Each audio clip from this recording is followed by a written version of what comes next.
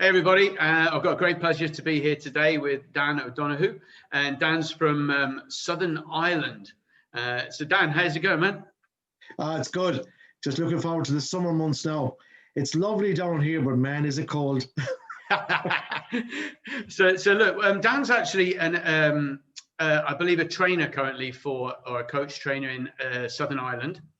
And I was on a call with him the other day, and he shared some amazing insights into for what reason he chose to do this. And what I'd love you to do, Dan, because I'm obviously recruiting in this region, trying to find talented business people who would see the benefit of joining the Ascentive team to make the same kind of impact we have. And I just thought it was really interesting if you could just quickly share your journey from where you were to where you are and why. Yeah. Okay, I am north of 60 years of age, so there's a lot of content in that many years. So I've been more or less self-employed all my life, but I'm a musician by trade. So that meant that I was working during the week, and then you move into the weekend and you're working again as a working musician. So I have been working 80 hours a week for about 40 years. And I found a couple of things. One, that is not a badge of honor. You know, this Terran Phil, they say, oh, I'm flat out, I'm really, really, really busy. That is not a badge of honor. That is, I use the word ridiculous. So what attracted me then to the Ascentive material, and where was the light bulb moment? There were several of them, but one was I was working really, really hard in the mid-noughties, and I ended up in hospital and a pain in my back. And the surgeon said, you've developed a fireball in your stomach.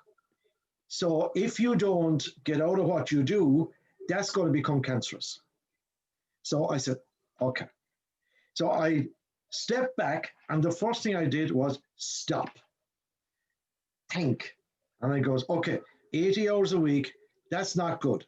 And there was no let up on that, because you had two jobs that were rolling into each other. So it is easy to do 80 hours a week.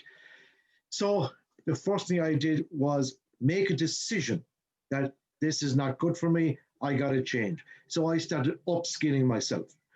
Then rolled on the recession. That told me then that I need to be in control of my own destiny. Because when the recession hit, I did not have a plan B. So that was the next thing that dawned on me. And what I found about the Ascentive material was I learned the material, I apply it to my own business, then I teach it. But I'm in total control, and nobody can take that off me.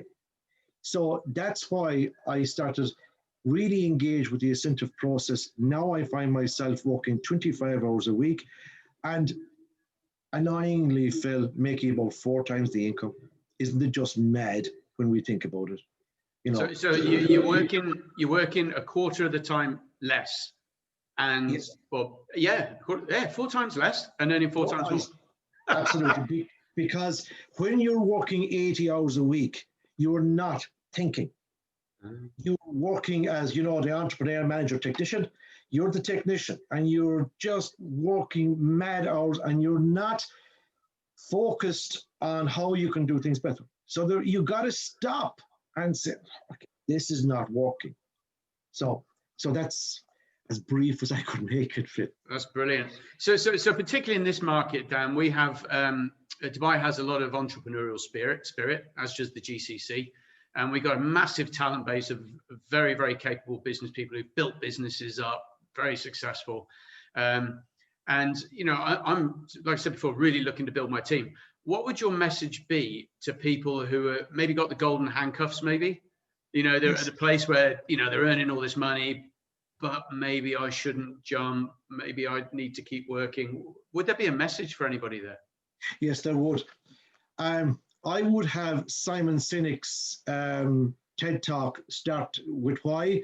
I have that on loop constantly, because his message I really believed in. It doesn't mean everybody has to follow Simon Sinek, but I did. And I distinctly remember, it keeps going around in my head, follow your passion, not the money. More money in the bank is a result of following your passion. And that's why when we work, as you know, Phil, on the Asinta program, we're talking about your why, but we're not talking about it. We actually do it. So do your why. Connect it to your target market, and target market means people that you would love to work with. There's a big, big message in there that'll take a lot more than we have time for now, but follow the passion, not the money. All right, great. And there's one last thing. So I do like to keep these things relatively short, but funnily enough, I feel like I could talk to you for about 2 hours. It's just I think we'd start to lose people. So the last one is, for what reason did you choose a franchise system as opposed to developing your own business? I didn't want to spend the next 3 years making up my own plan. Find a plan that works and run with it. You're making money next month. It's simple.